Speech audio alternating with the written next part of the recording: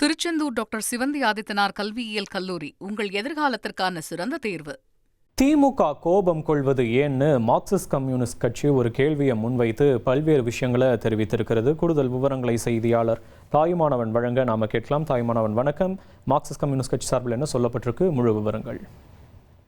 நிலைப்பாடும் என்ற தலைப்புல சண்முகம் தற்போது ஒரு ட்வீட் என்பதை வெளியிட்டிருக்கிறார். அந்த ட்வீட்ல பார்த்தோம்னா, தமிழக வெற்றி கழகம் ஆட்சி அமைக்க வெளியில் இருந்து ஆதரவு என்ற நிலைப்பாட்டை மார்க்சிஸ்ட் கம்யூனிஸ்ட் கட்சி மேற்கொண்டதாகவும், இதனைத் தொடர்ந்து சமூக வலைதளங்கள்ல திமுகவை சார்ந்தவர்களும் திமுக ஆதரவாளர்களும் தங்களுடைய கடுமையான விமர்சனங்களையும் தாக்குதல்களையும் மார்க்சிஸ்ட் கம்யூனிஸ்ட் கட்சியின் மீது தொடுத்து வருவதாகவும், சட்டப்பேரவை தேர்தல் முடிவுகள் ஆளுநருடைய நிலையும் நடைபெற்று முடிந்த சட்டப்பேரவை தேர்தலில் ஆட்சி அமைக்க எந்த ஒரு கட்சிக்கோ அணிக்கோ தனிப்பெரும்பான்மை கிடைக்காத ஒரு சூழல்ல 108 இடங்களை வெற்றி பெற்று தனிப்பெருங்கட்சியாக தவேக நிலை இருந்ததாகவும், இந்த அறுதி பெரும்பான்மை இல்லாத நிலையில அதிக இடங்கள்ல வெற்றி பெற்ற கட்சியை என்ற முறையில தவேகாவை ஆட்சி அமைப்பதற்கு ஆளுநர் அழைத்திருக்க வேண்டும்.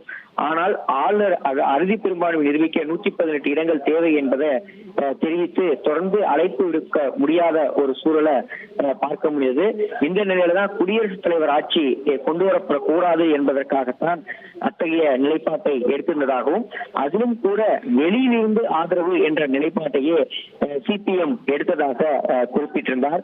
குறிப்பாக சிபிஎம் முன்பு 3 வாய்ப்புகள் இருந்ததாகவும், அதில் ஒன்றாவதாக தவேக ஆட்சி அமைக்க ஆதரவு கேட்டு கடிதம் கொடுத்திருந்த நிலையில் அவர்களுக்கு ஆதரவளிப்பது, திமுக ஆதரவோடு அதிமுக ஆட்சி அமைப்பதற்கு ஆதரவளிப்பது, எவருக்கும் பெரும்பான்மை நிரூபிக்க முடியாத நிலையில ஆட்சி அமைக்கவில்லை என்றால் குடியரசுத் தலைவர் ஆட்சி அமையும், இல்லை என்றால் மீண்டும் ஒரு தேர்தலை எதிர்கொள்ள வேண்டிய ஒரு சூழ்நிலை ஏற்பட்டிருக்கும்.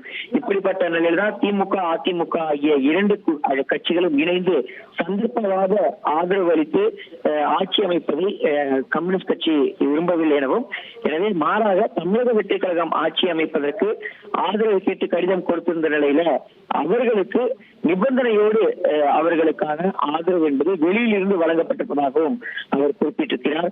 குறிப்பா யார் ஆட்சி அமைத்திருந்தாலும் இடதுசாரிகளுடைய ஆதரவு இல்லாமல் ஆட்சி அமைக்க முடியாது என்பதே இந்த தேர்தலுடைய நிலைமை என்பது இருந்ததாகவும், எனவே மிக முக்கிய பொறுப்புகளை சரியாக நிறைவேற்ற வேண்டும் என்ற அக்கறையோடு இந்த விவகாரத்துல மார்க்சிஸ்ட் கம்யூனிஸ்ட் கட்சி அணுகியதாகவும், அதிமுக திமுக கூட்டு யோசனையை நிராகரித்து குறிப்பாக சந்தர்ப்பமாக அந்த கூட்டணிக்கு எதிர்ப்பு தெரிவித்து இத்தகைய நிலைப்பாட்டை மார்க்சிஸ்ட் கம்யூனிஸ்ட் கட்சி எடுத்ததாக அவர் குறிப்பிட்டிருக்கிறார்.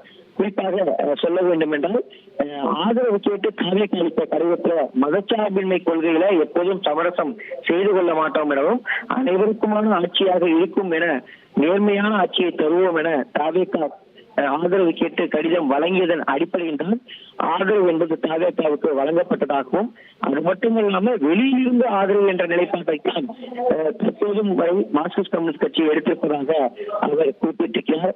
எனவே விமர்சிப்பவர்கள் இதற்கு முன்பாக தாங்கள் பேசுவது சரியானதா என்பதை உண்மைக்கு அறிந்து செயல்பட வேண்டியது அவசியம் என்பதை அவர் சுட்டிக்காட்டியிருக்கிறார். எனவே முன்னனுபவம் குறித்தான அந்த விமர்சனங்களுக்கான பதிலாக குறிப்பாக விஜய் ஒரு நடிகர் என்ற அளவுகோலை வைத்துத்தான் அவருக்கு அரசியல் என்று தெரிய வந்திருக்கிறது, ஆட்சி என்றால் தெரியுமா என்பது போன்ற கேள்விகளை எல்லாம் விமர்சனங்கள் என்பது முன்வைக்கப்படுகின்றன. மக்களிடமிருந்து இந்த விமர்சனங்கள் எடுபடவில்லை. மக்கள் அனைவருமே விஜய் ஏற்றுத்தான் வாக்களித்திருக்கிறார்கள். தனி பெரும் கட்சியாக விஜயனுடைய தமிழக வெற்றி கழகம் உருவெடுத்திருக்கிறது.